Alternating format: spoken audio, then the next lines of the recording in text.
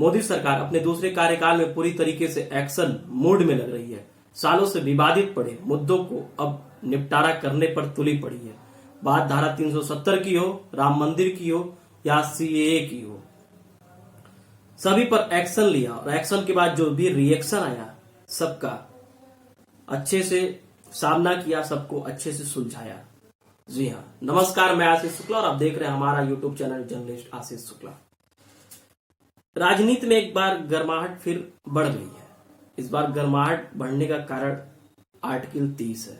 जी, मौलिक अधिकार का अनुच्छेद 30। हाल ही में बीजेपी के राष्ट्रीय महासचिव कैलाश विजयवर्गीय का एक ट्वीट जो कहीं ना कहीं पूरे राजनीति में हड़कंप मचा दिया है और पक्ष विपक्ष की जो नोकझोंक है वो कहीं ना कहीं तेज हो गई है।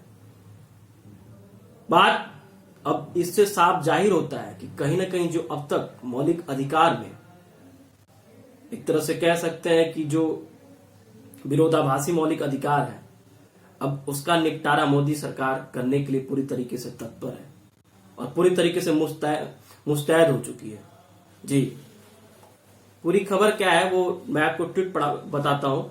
कैलाश विजयवर्गीय ने ट्वीट किया कि देश में संवैधानिक समानता के अधिकार को आर्टिकल 30 सबसे ज्यादा नुकसान पहुंचा रहा है। ये अल्पसंख्यकों को धार्मिक प्रचार और शिक्षा की इजाजत देता है जो दूसरे धर्मों को नहीं मिलती है। जब देश हमारा धर्मनिरपेक्ष का पक्षधर है तो आर्टिकल 30 की क्या जरूरत है। ये तो रहा कैलाश विजयवर्गीय जी का ट्वीट, जो कि बीजेपी की राष्ट्रीय महासचिव हैं।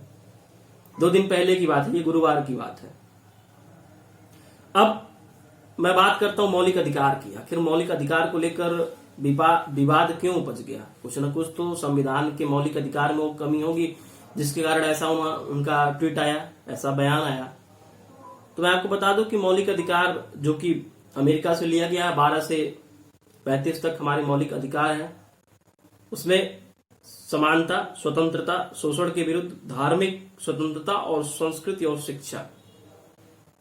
अब बात आप पहले ले लीजिए समानता के अधिकार जो कि 14 से 18 तक है। अनुच्छेद 14 से 18 तक समानता का अधिकार है। आर्टिकल आप 15 और 16 के ध्यान से पढ़े होंगे या फिर आप पढ़ेंगे कभी तो आपको लगेगा कि आखिर किस आधार पर समानता है। अनुच्छेद 15 क्या कहता है? धर्म, जाति, लिंग के आधार पर कोई भी भेदभाव सरकार नहीं करेगी। लेकिन क्या ऐसा दिखता है आपको? भेदभाव नहीं होता है। अनुच्छेद 16 क्या है? लोक नियोजन के अवसर की समानता, यानी कि किसी भी नागरिक को धर्म, जाति, लिंग भेदभाव, लिंग के आधार पर कोई भी भेदभाव केंद्र या राज्य सरकारें नहीं करेंगी। लेकिन है क्या ऐसा? बिल्कुल नहीं है। आखिर आरक्षण है क्या? भेदभाव ही तो है। कैटेगरी बांट दिया गया है, जनरल, ओबीसी, एससी, एसटी। ये तो बात रहेगी हमारे संविधान की कि कहां कहां विरोधाभास है संविधान में। उम्मीद तो ट्वीट के बाद यही लगाई जा सकती है, यही कयास लगाए जा सकते हैं कि हो सकता है अब इस पे भी सरकार कोई एक्शन ले, कोई प्लान बनाए। तो बात तो ये रह गई।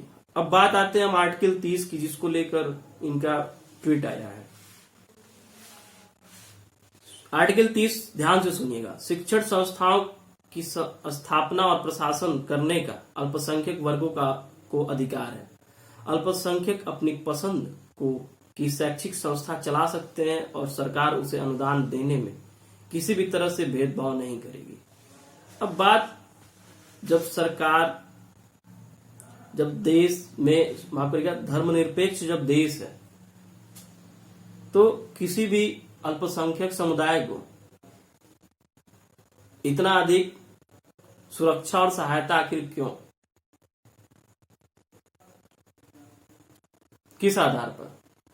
जब देश का कोई धर्म ही नहीं है, धर्मनिरपेक्ष है, भाई सभी को आखिर फंडिंग होती है तो क्या गुरुकुल को होती है? क्या मदरसे को तो होती है? गुरुकुल को फंडिंग होती है? सुने हैं कभी आप? मदरसों को तो हमेशा फंडिंग होती है, हर सरकारें करती हैं। अभी अलग सी चीज है कि मदरसे से क्या निकलता है, उसकी मैं यहाँ चर्चा नहीं करूंगा। वो आप सभी जानते हैं कि मदरसे से कौन क्या निकलता है और गुरुकुल से कौन निकलता है। लेकिन बात यहाँ यह है कि धर्म विशेष या अल्पसंख्यकों को पनाह की बात है और अधिकारों के हनन की बात है। आप देखते होंगे केरल की घटना, केरल ही नहीं अपितु तो संपूर्ण भारत में ये ईसाई मशीनरियां फैल चुकी हैं। कर क्या रही हैं? धर्म प्रचार। उसी आर्टिकल 30 का नतीजा है। वही धार्मिक स्वतंत्रता जो 25 से 28 उसी का नतीजा है। अपने धर्म को फैला रहे हैं। फैलाना क्या है? मासूम हिंदुओं को बरगला रहे हैं, उनका ब्रेन वॉश कर रहे हैं। देखते होंगे आप, वैसे तो दिखाएंगे कि सनातन में तमाम तरह के कर्मकांड हैं, ये है वो है। अब वहां पे क्या होता है? वो भी वही कराते हैं जो हमारे धर्म में नहीं होता था। वो पहले की बात है, इतिहास क्या सत्य थोड़ी है। तो कहते हैं कि सनातन में तमाम भ्रांतियां थी, तमाम वो थी। तुम देखने गए थे? इतिहास ही तो पढ़े हो। लेकिन हम तो देख रहे हैं ईसाई मशीनरियां क्या करती हैं, बौद्ध क्या कर रहे हैं। लेकिन नहीं, सरकार को कहीं ना कहीं इस पर रोक लगाना चाहिए ना। सूचनाएं रोज आती हैं, वो धर्म फैलाने के आधार पर धर्मांतरण कर रहे हैं। स्वेच्छा से कोई धर्म स्वीकार करे वो अच्छी चीज है। वो उनकी अच्छी चीज क्या है? वो उनकी मानसिकता है, वो उनका विचार है कि कोई किसी धर्म के प्रति उनके आदर्शों को देखा या फिर अपने जीवन में उतारना चाहता है तो वो उस धर्म के प्रति उसका झुका हुआ वो उस धर्म को अपना लिया। लेकिन अब ये कहो कि बरगला के किसी दूसरे धर्म के व्यक्ति को किसी दूसरे धर्म में समाहित करना, ये कहाँ का औचित्य है? ये कहाँ का मौलिक अधिकार है? इस पर तो रोक लगनी चाहिए। अभी तक जो सरकारें नहीं कर पाई, अगर बीजेपी उसको करने के लिए तत्पर है तो कोई बात विवाद होना ही नहीं चाहिए।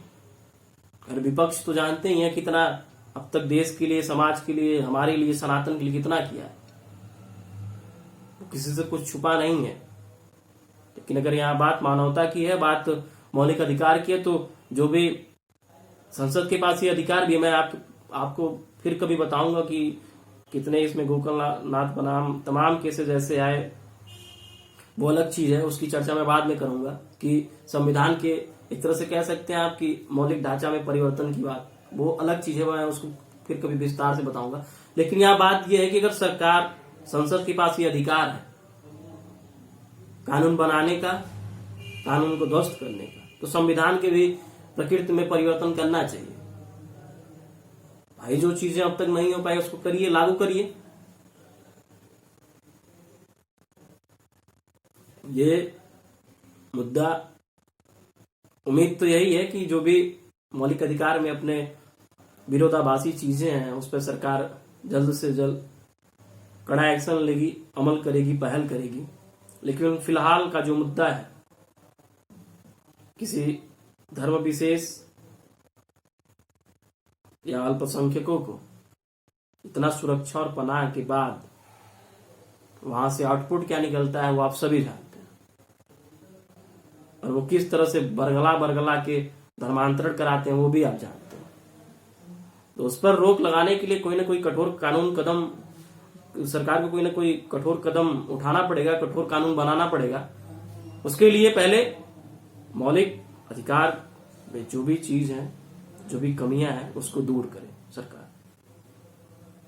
तो उम्मीद तो यही है बीजेपी सरकार से कि अगर राष्ट्रीय महासचिव का ये ट्वीट आया, बयान आया है, तो कहीं ना कहीं पार्टी की अंदरूनी चीजें, ये विचार मंथन चल रहा होगा कि इस पर भी कड़ा एक्शन प्लान लिया जाएगा।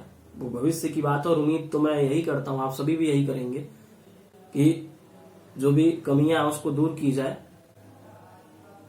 तो फिलहाल के लिए बस इतना ही। हाँ, अगर आपको ये खबर अच्छी लगे तो अधिक से अधिक शेयर करें, कमेंट बॉक्स में अपने सुझाव और अपने राय दें, और लाइक, शेयर, चैनल को सब्सक्राइब करें। फिलहाल के लिए बस इतना ही। फिर मिलेंगे एक नए खबर के साथ। तब तक के लिए जय हिंद, जय भारत।